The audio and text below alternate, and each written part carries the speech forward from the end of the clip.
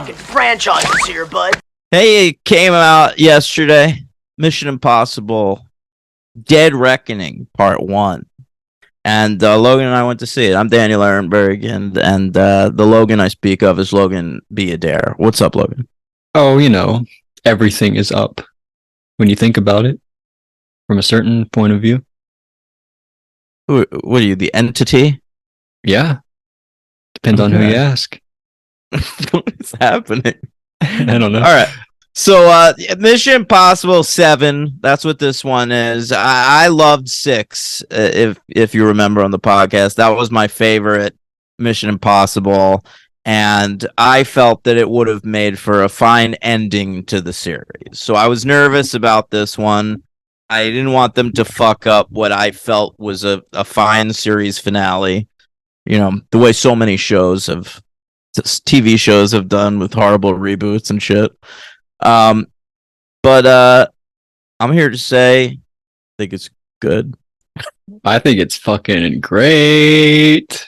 Don't want to spoil too much, but by the way, Mission Impossible Fallout might be the greatest movie of all time, so it's tough to compare it to that one. But this is a great movie. Oh my god! All right, the greatest movie of all time. It might be.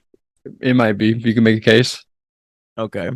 Well, this one, Christopher McQuarrie, he's back. He's writing and directing. He took on a co-writer for this two-parter. Is he the best director named Christopher releasing a movie this month? I think so. I agree. That's sorry. Funny. All right. And yeah, he's done them since Rogue Nation. So this is his third Mission Impossible movie. It feels like longer. I really think he put his mark on this franchise. This is his now. Well, it only feels that long because Rogue Nation was 10 years ago. Yeah, and I guess that's true. But I just feel like we're at the point where if I found out someone that's not Christopher McQuarrie was directing a Mission Impossible movie, I'd be bummed out about it. 100%. But he's closing it out. This next one's the last one, so that's great. No, it is not. The next one's not the last one? No, it's the last Dead Reckoning, but they've both said they're interested in making more Mission Impossible movies. Oh, I did not know about that. Okay. Yeah. I don't know. Maybe they'll just do them until Cruise is dead. You know what? Hey, by the way, if you haven't seen the movie yet, we're obviously going to spoil the shit out of it. So just don't listen to this podcast. Ethan Hunt died. No, he didn't. I think if they ever want to do that, though, just do female. They showed Haley Atwell getting called to the crew in this one, becoming. You mean MVP of this movie, Haley Atwell? You think so? I think so.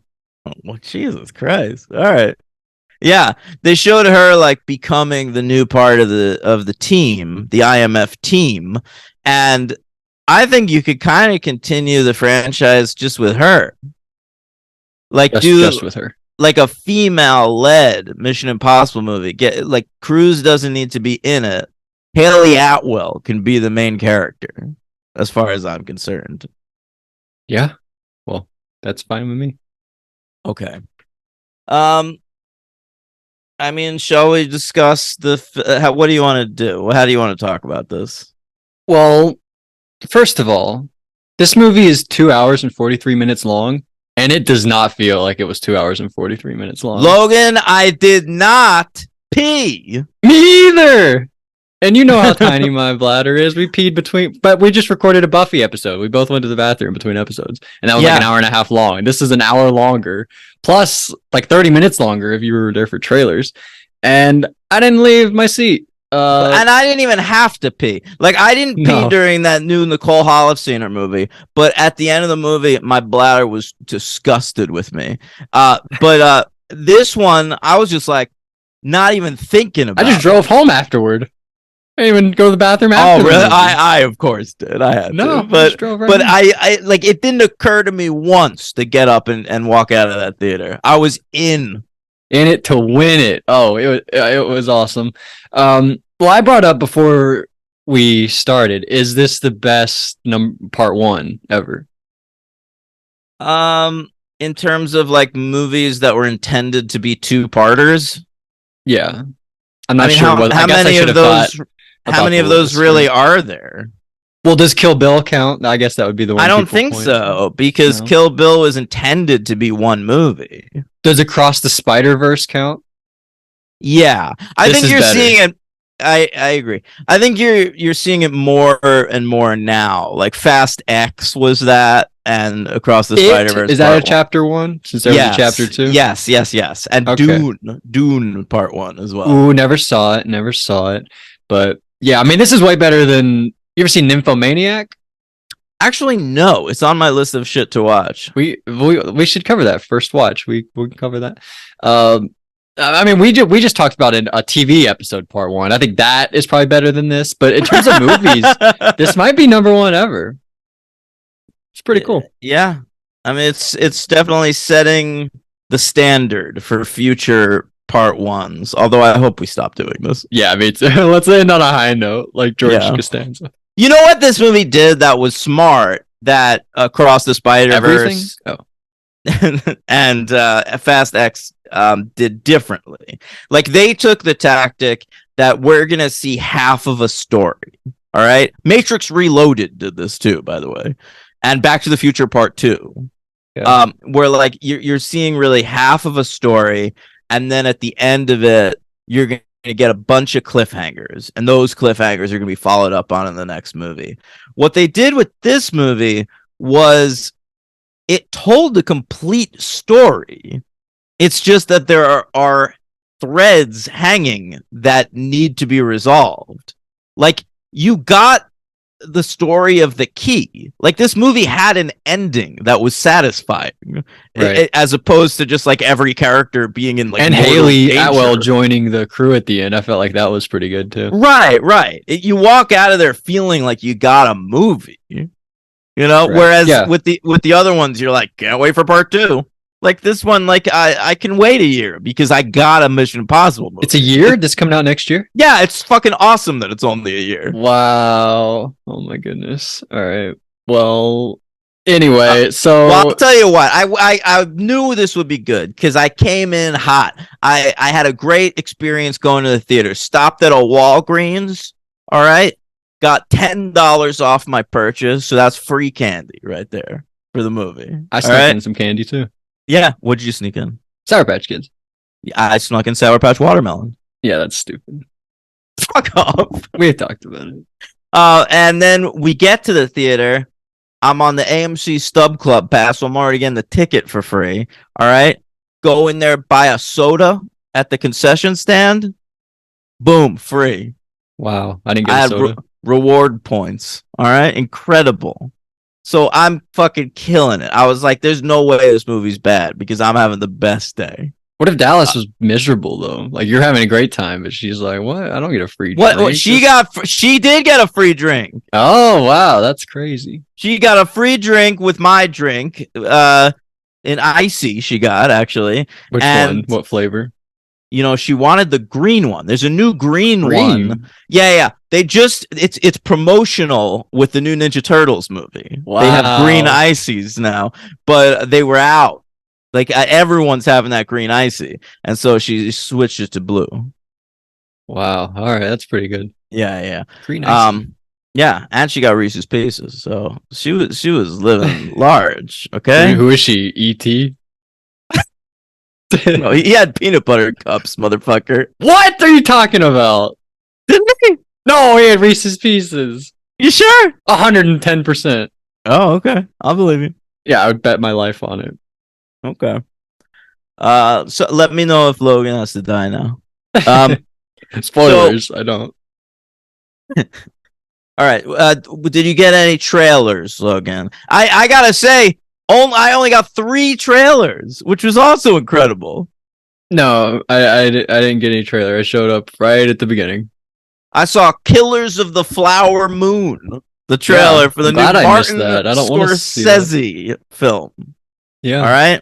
And did you know that in that movie, Lily Gladstone, that Native American actress, is in a sexual relationship with Leonardo DiCaprio? Because that would ever fucking happen in a million years. No, I did not know that was part of that movie. Yeah. And then he went home to his 24-year-old. Yeah, exactly. All right. What else? What other trailers did I say? They were like The Meg? Did you see classic. that one? I've classic. seen that before, but I didn't see it yesterday. Oppenheimer. No, I've seen that a million times. I'm so sick of it. I don't know. Whatever. Damn it! I tried to memorize them, but I forget now. Dune. No, we saw that last week though. Willy Wonka. That one just came out. No, I haven't seen that one yet. I heard it came out. I don't know what else. Whatever. It doesn't matter. The one where Zendaya gets double teamed. What's that one? You don't know that movie? It's No. like, they play tennis, right? And when they were younger, she fucked them both, right? But then she marries one of them. But then they're still tennis pros later in life, and they're in a competition. And the guys are like, "Hey, how's your wife doing now that does she ever talk about the time we fucked each other?" And so that's the movie. You never seen that trailer? No. All right, well, that's a new movie coming up. Wow. I think it's Looking by forward to that. it's by the guy. It's by the he made Bones and All. And Call Me by Your Name. Luca Guadagnino. Luca Guadagnino. Yeah, it's him. So it'll be All pretty right. good, I assume. Cool. Yeah. All right, Logan. Big long prologue in this movie. How'd you feel about that? Because Loved I was it. primed. I wanted like bump, bump, bump, bump, bump, bump. I was pumped for that. But you don't get it for like fucking 15 minutes. I was fine. We just talked about Sharknado. We do the same thing there, and this is actually great. So I had no problem with it, honestly. But I want to say the music, I think, in Mission Impossible Fallout is the best music there is in the whole series. Like they do like a slow theme at one point, and they like do a faster theme. And I thought the music here was just fine. It was like normal Mission Impossible thing. I didn't think they did anything crazy. To compare it to Fallout, where I think the music was really great. It's the same person doing the music. I just thought that they used the music. Maybe they just used it better. I know. I feel like that slower one that's in Fallout wasn't really used here. I really love that. No, yeah, I guess I know what you mean. Yeah, so it starts with that sub sequence, submarine, and that's pretty cool, right? Yeah, sure. I'll Really tell you just to what. set up the key. I'd seen the trailer the for sub. this. I'd seen the trailer for this so many times, and every can I just text my mom back? She's texting me. Yeah. Sorry. Yeah, that's fine. Yeah, everything that they showed in the trailer that I'd seen 1,000 times was way cooler in the context of the movie, which isn't always the case. Mm-hmm. Right. Like, there's that shot in the trailer of like the green smoke going off, Right. Yeah. and was awesome. that scene fucking rules. Yeah. It does rule. First of all, I thought that the dude that Tom Cruise is being in that, he's got a mask on.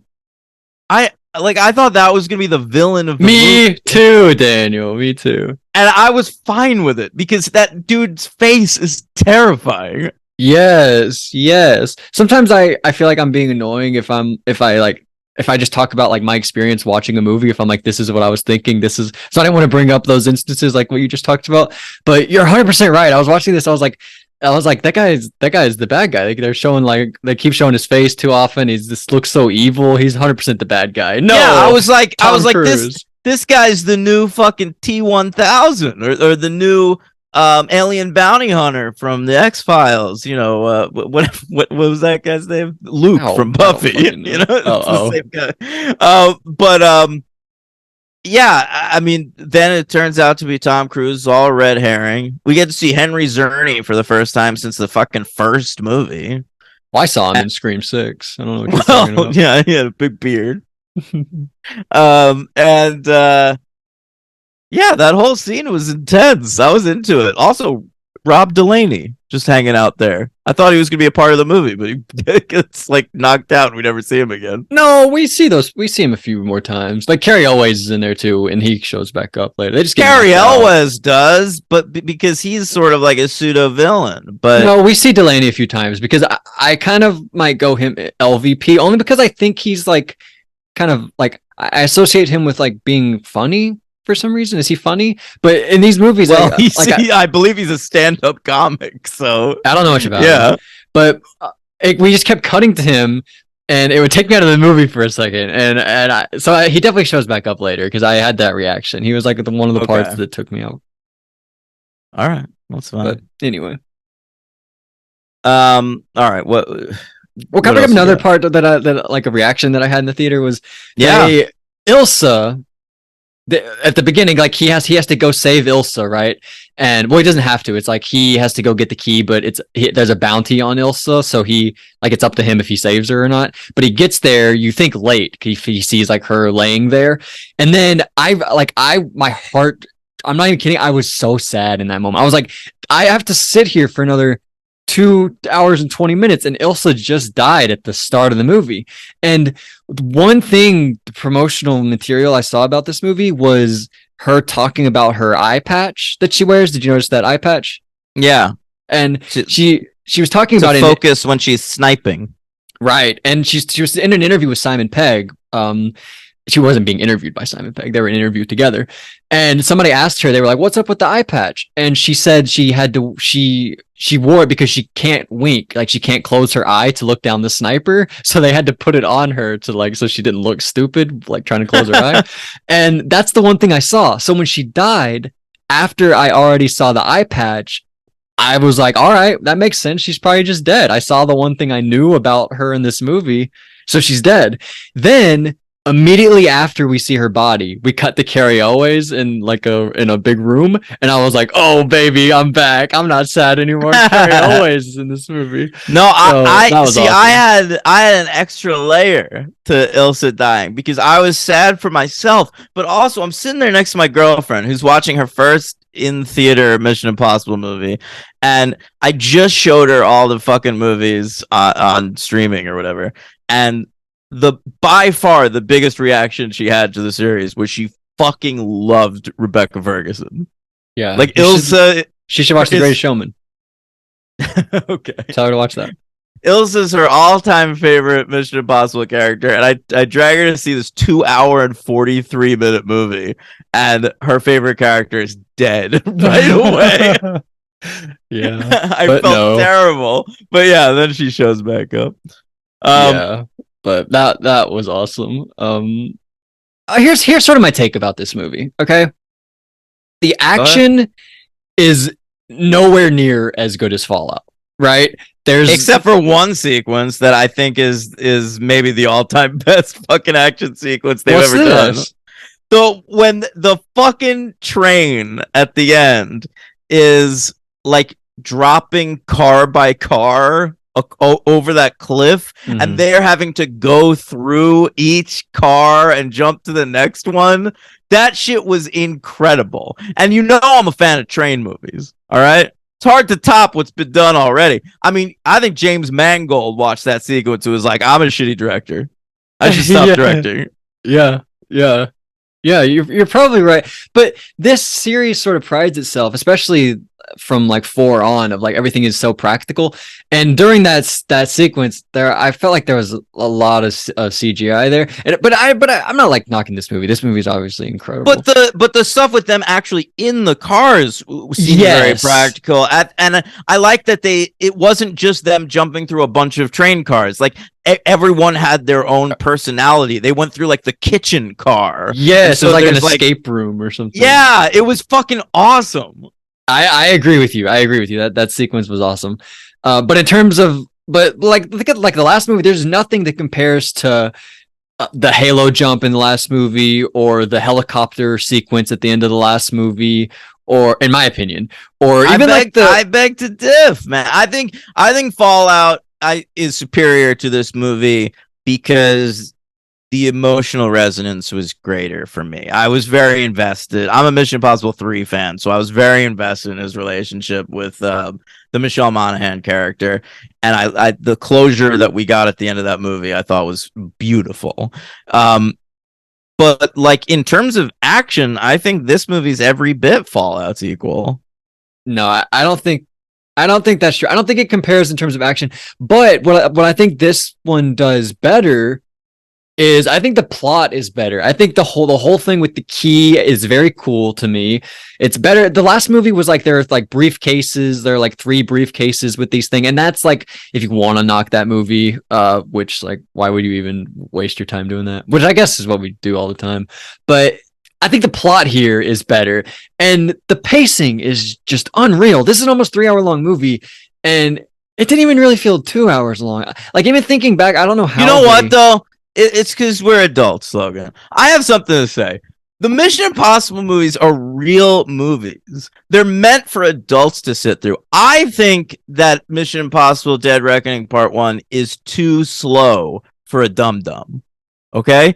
There were a couple of people in my theater that you could hear whispering to each other during the slow parts, like they're getting a little bored. One of them performatively yawned at one point. Oh my God. Yeah. Thrown something at them. I know. Not really, it was but that's infuriating. Crazy. But I really do think, like, if you're a dum-dum, like, if you're raised on Fast and Furious movies and that's your favorite franchise and the Marvel movies and shit, this is too much of a real movie. Like, it's yeah. Like, this Mission Impossible, these movies are part of a legacy of action movies that, you know, start with like Hitchcock or something, whereas, you know, most of these other movies are just like what's happening now.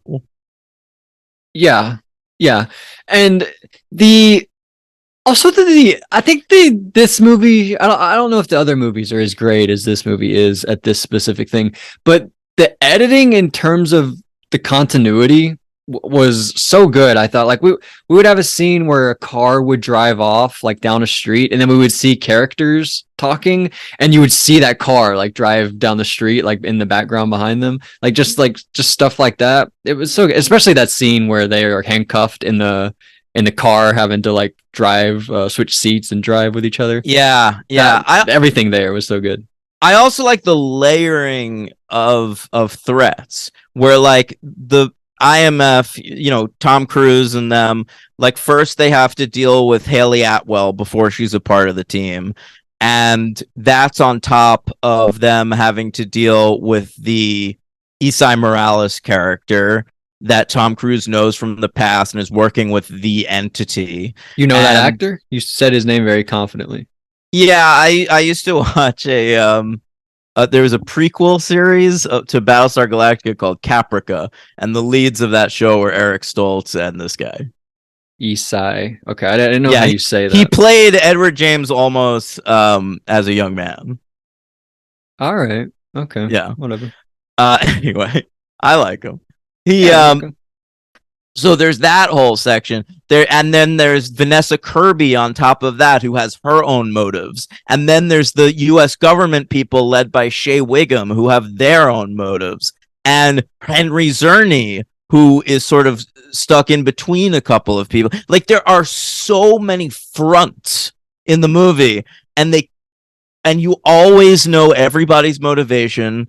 You always know what they're trying to do at all points. Like, this is an insanely complicated movie. So much so, I mean, I guess you should do that because it's a 2-parter.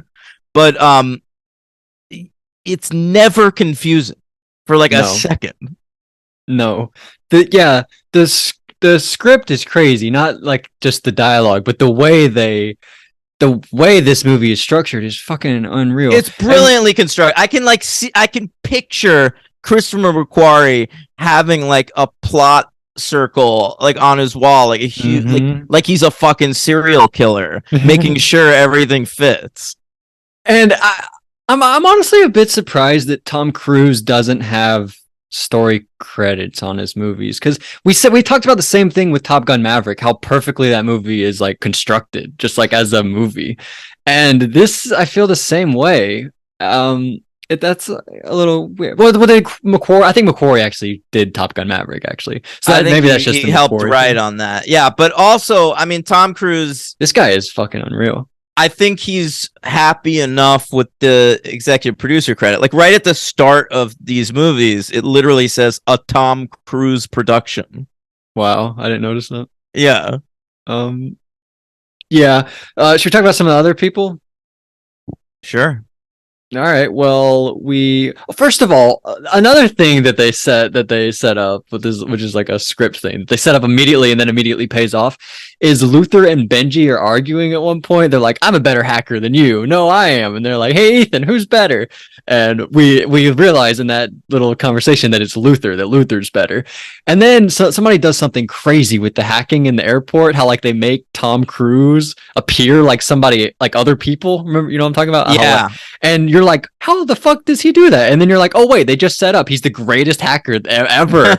So just like little things like that is so good. But Luther and Benji at this point, like the team has added and subtracted characters at such a high rate over the course of 7 movies, but those two, like if you watched a new Mission Impossible movie and either of them weren't in it, something would feel missing. I'm really worried about especially Benji in the next movie, because there's that scene where he's like trying to defuse the bomb, and we learn like a few key things there. Like he doesn't want to die, and he's scared of losing his friends. Like, what's most important to you? My friends. Oh, my friends. Benji, I love you, Benji. Yeah, so obviously that's there on purpose, but it makes me sad to think about. So I don't want to think about it. So we're just gonna move on. But what'd you think about Haley Atwell? I said she's my MVP. Do you like her? I've always liked her. I watched 2 seasons of Agent Carter, so I'm very familiar with her as an actor. And yeah, I gotta say she is great. I thought she was great, but the one weird thing is that what is up with this franchise? And sexy ladies all the time? No, just white brunette women with effete accents and high cheekbones. No, but everyone every single person that Tom Cruise ever shows a sexual interest in this franchise, it looks exactly the same. He's doing the opposite of Nicole Kidman. He's just like, give me like shorter brunette women. It's amazing. They're tall though. Michelle Monaghan into Rebecca Ferguson into Haley Atwell. If you cast those 3 actors in a movie and told me they were playing siblings, I would believe it immediately. You know what they should do? They should make a remake of that movie, 3 Women. Yeah, but there's how really good only would 2 that women be? in that. What? There's really only 2 women in that though. Yeah, I guess you're right. Who's the third woman that they talk about? It's the woman who gives birth at the end, the one who's married. Right. Yeah, but really she's not in it that much. Yeah, whatever. So make which of the 3 is going to play her then? Who do we have to pick? Make Monaghan her, I guess. I'd rather we see more of the other 2. Okay. Sorry, Michelle. Deal. No, I don't know. It makes me sad because I think she's really great, and she hasn't really had. Like, I don't want to say she hasn't had a fair shot in Hollywood because she's Michelle Monaghan, but I think she's better than what she's been given. Michelle Monaghan, and I've heard people say this before, she's been working consistently in starring roles for probably two decades now. I mean, you'd probably say the best Michelle Monaghan thing is Gone Baby Gone, and then what has happened in the last 15 years? Well, I would also say Kiss Kiss Bang Bang. In the last 15 years, what she did, the Mission Impossible movies. One of them. All right. She was in the first season of fucking True Detective. Okay. She was she was on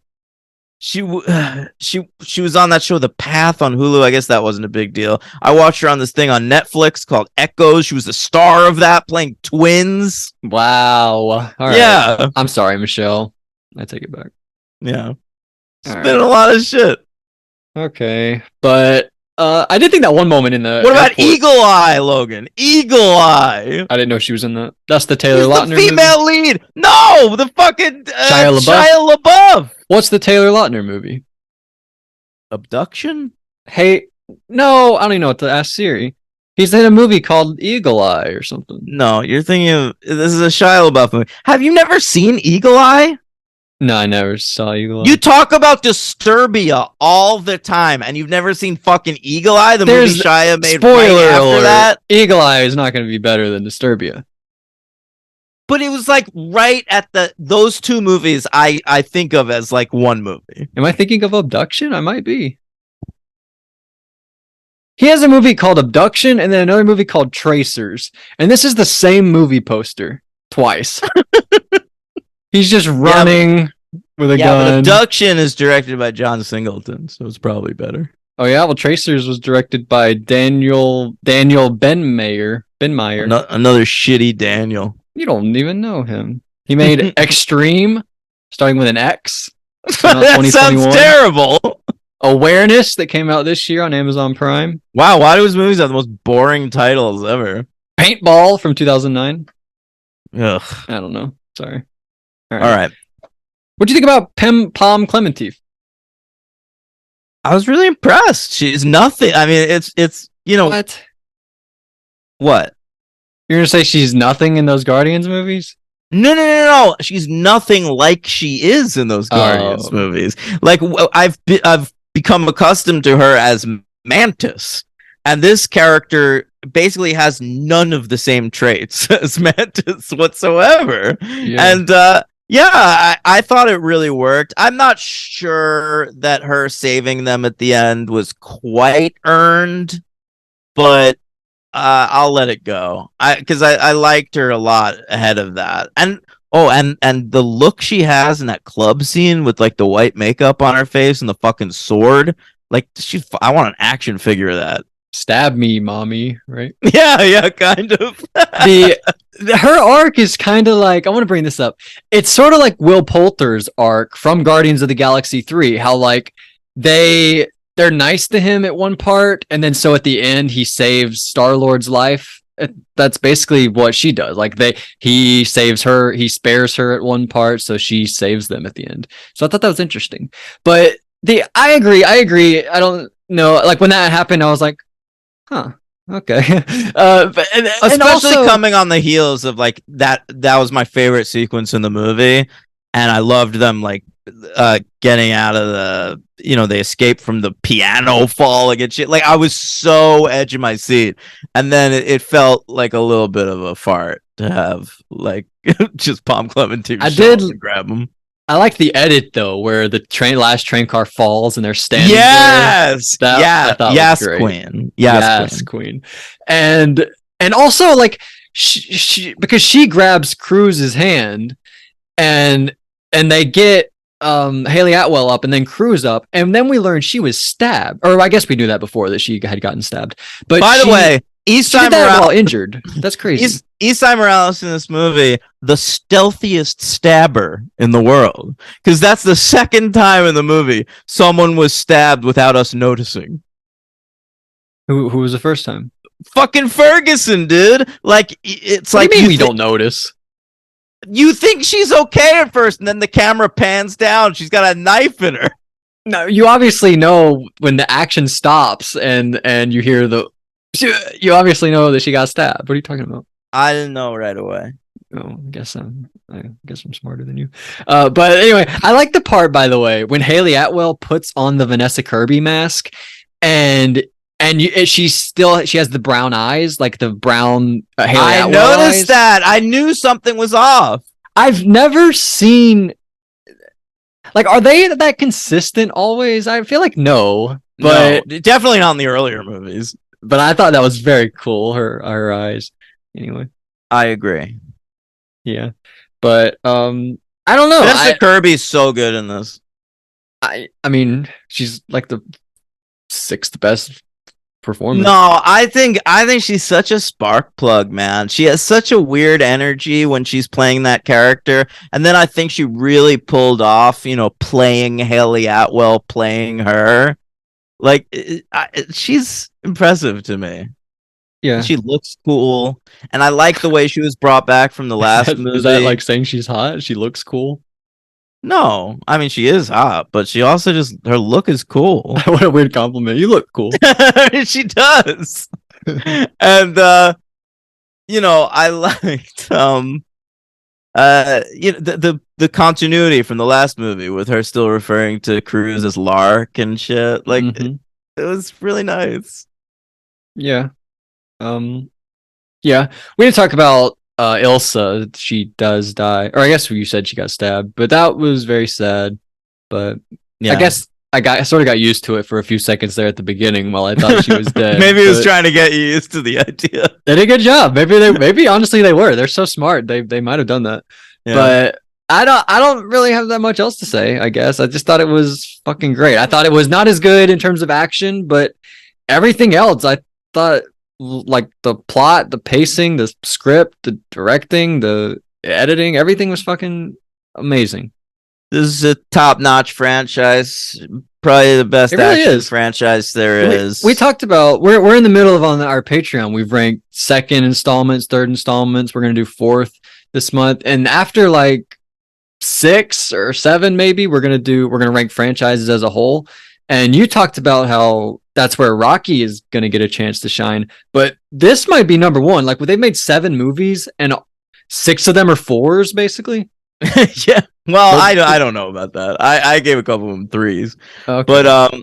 but I do think like Well, one's a 5 though. It's a 7-movie franchise where only one of them I think is bad, and it's one that's gotten better as it's gone along somehow. Like the best 2 are 6 and 7. What other franchise can say that? Scream won't be able to when they come out with 7. But think about Scream like this. Like, Scream has made 6, and half those are bad. Yeah, absolutely. And most franchises by now like feel fucking tired. You know, I guess Fast and Furious was fine, but like if you watch like 8, like it's like they're You gave it 4 kind of stars. Come on, you loved it. 10. Yeah, you don't say it was fine. I loved 10. No. I'm saying around 7. Like Oh. 7's a great movie. Their actor died. It's not fair to compare that to this. No, 7's a great movie though. But then after that, it started getting a little more variable. You know, Hobbs and Shaw, 8 aren't that good. 9 is divisive. You know, Yeah.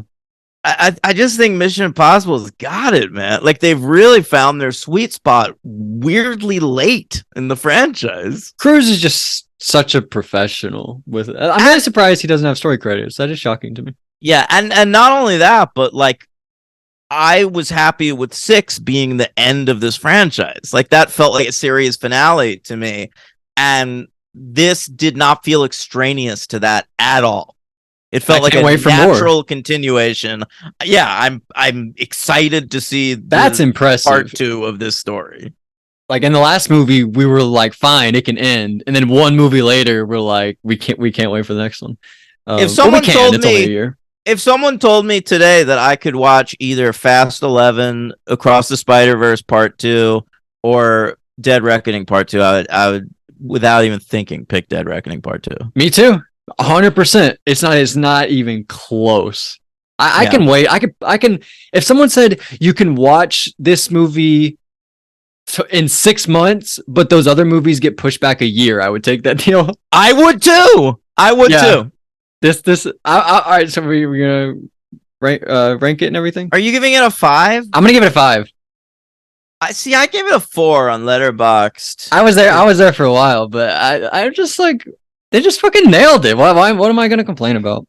Yeah, I guess we did kind of, but I might go up to a 5 at some point. And it's for a part 1 too. Like it's so expertly done for. That's the thing. Part 1. Maybe after I see Dead Reckoning Part 2, I'll knock this up a grade. That's like me with Buffy. I give them all 4s, and then later. Right? Yeah, that's true. You do that. So who's your MVP? Haley Atwell. Oh right, yeah, you said that. I mean, it's a good choice. Can I go Vanessa Kirby? Is that all right? You can do that, yeah. Yeah, I think I'm gonna. That's crazy, though. I thought, I enjoyed Palm better. I enjoyed Ilsa better. I just think Luther, the characters are so good. My girlfriend thankfully loved this, and after the movie was talking about how well they do by their female characters. Like, there's a wealth of good female characters in this franchise. Yeah. Yeah. Right. So, but I like Kirby. Kirby's my number 1. Okay, that's fair. Do you know who's your LV? I watched The Crown. She's on that. Who is she on The Crown? She plays like the Queen of England's, the eventual Queen of England's sister, Princess Margaret. Okay, all right. Yeah, she's really good on that. Who's your LVP?